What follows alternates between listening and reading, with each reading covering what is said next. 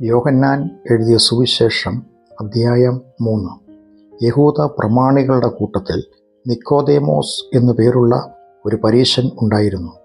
ഒരു രാത്രിയിൽ അദ്ദേഹം യേശുവിൻ്റെ അടുത്ത് വന്ന്, റബ്ബി, അങ്ങ് ദൈവത്തിൻ്റെ അടുത്തു നിന്നും വന്നിരിക്കുന്ന ഗുരുവാണെന്ന് ഞങ്ങൾ അറിയുന്നു. ദൈവം കൂടെയില്ലെങ്കിൽ അങ്ങ് ചെയ്യുന്ന ഈ അടയാളങ്ങളെ ചെയ്യാൻ ആർക്കും കഴിയില്ല എന്ന് പറഞ്ഞു. അപ്പോൾ യേശു അദ്ദേഹത്തോട്, സത്യം സത്യമായി ഞാൻ താങ്കളോട് പറയുന്നു, ഒരാൾ വീണ്ടും ജനിക്കുന്നില്ല എങ്കിൽ ദൈവരാജ്യം കാണാൻ അയാൾക്ക് കഴിയില്ല എന്ന് പറഞ്ഞു.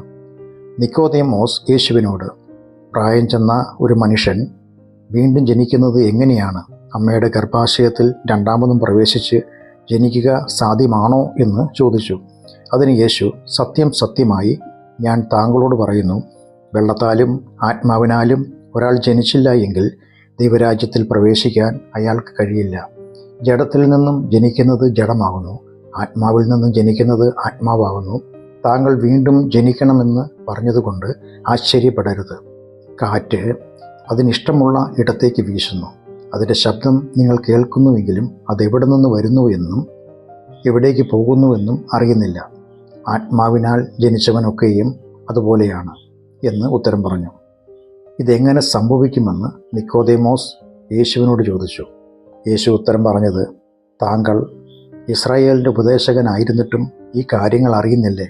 സത്യം സത്യമായി ഞാൻ താങ്കളോട് പറയുന്നു, ഞങ്ങൾ അറിയുന്നതാണ് പ്രസ്താവിക്കുന്നത്, കണ്ടത് സാക്ഷ്യപ്പെടുത്തുകയും ചെയ്യുന്നു. എന്നിട്ടും ഞങ്ങളുടെ സാക്ഷ്യം നിങ്ങൾ സ്വീകരിക്കുന്നില്ല. ഭൂമിയിലെ കാര്യങ്ങളെപ്പറ്റി നിങ്ങളോട് പറഞ്ഞിട്ട് നിങ്ങൾ വിശ്വസിക്കുന്നില്ലെങ്കിൽ സ്വർഗത്തിലെ കാര്യങ്ങൾ ഞാൻ നിങ്ങളോട് പറഞ്ഞാൽ എങ്ങനെ വിശ്വസിക്കും?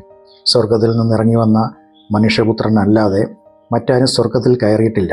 മോശ മരുഭൂമിയിൽ സർപ്പത്തെ ഉയർത്തിയതുപോലെ മനുഷ്യപുത്രനെയും ഉയർത്തേണ്ടതാണ്. തന്നിൽ വിശ്വസിക്കുന്ന ഏതൊരാൾക്കും നിത്യജീവൻ ഉണ്ടാകേണ്ടതിന് തന്നെ. തൻ്റെ ഏകജാതനായ പുത്രനിൽ വിശ്വസിക്കുന്ന ഏതൊരാളും നശിച്ചു പോകാതെ നിത്യജീവൻ പ്രാപിക്കേണ്ടതിന് പുത്രനെ നൽകിക്കൊണ്ട് ദൈവം ലോകത്തെ അത്രയ്ക്ക് സ്നേഹിച്ചു. ദൈവം തൻ്റെ പുത്രനെ ലോകത്തിലേക്ക് അയച്ചത് ലോകത്തിന് ശിക്ഷ വിധിക്കാനല്ല, പകരം ലോകം തന്നിലൂടെ രക്ഷപ്പെടാനാണ്. തന്നിൽ വിശ്വസിക്കുന്നവന് ശിക്ഷാവിധിയില്ല. വിശ്വസിക്കാത്തവനോ ദൈവത്തിൻ്റെ ഏകനും നിസ്തുലനുമായ പുത്രൻ്റെ നാമത്തിൽ വിശ്വസിക്കാത്തതിനാൽ ശിക്ഷാവിധി വന്നു കഴിഞ്ഞു. വിധിന്യായം ഇതാണ്: വെളിച്ചം ലോകത്തിൽ വന്നിട്ടും മനുഷ്യർ വെളിച്ചത്തേക്കാൾ ഇരുളിനെ സ്നേഹിച്ചു. അവരുടെ പ്രവൃത്തികൾ തിന്മയായതിനാൽ തന്നെ തിന്മ ചെയ്യുന്ന ഏതൊരാളും വെളിച്ചത്തെ വെറുക്കുന്നു. തൻ്റെ പ്രവൃത്തികൾ വെളിപ്പെടുമെന്ന ഭയത്താൽ വെളിച്ചത്തിലേക്ക് വരുന്നതുമില്ല. എന്നാൽ സത്യം പ്രവർത്തിക്കുന്നവർ വെളിച്ചത്തിലേക്ക് വരുന്നു, തങ്ങളുടെ പ്രവൃത്തികൾ ദൈവത്താൽ ചെയ്തിട്ടുള്ളതാണെന്ന് വെളിപ്പെടേണ്ടതിന് തന്നെ.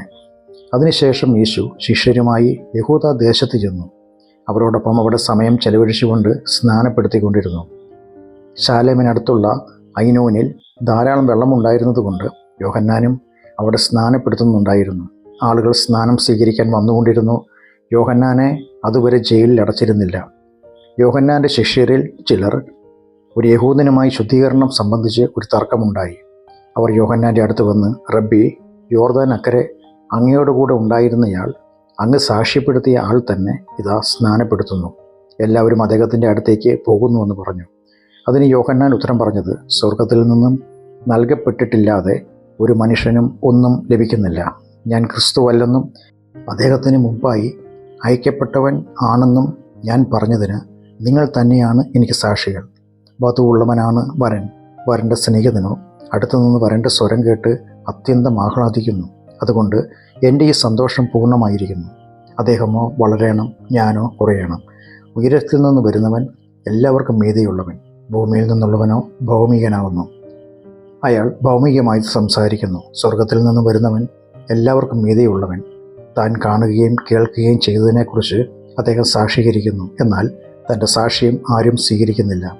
അദ്ദേഹത്തിൻ്റെ സാക്ഷ്യം സ്വീകരിക്കുന്നവൻ ദൈവം സത്യവാൻ എന്നതിന് മുദ്രവയ്ക്കുന്നു.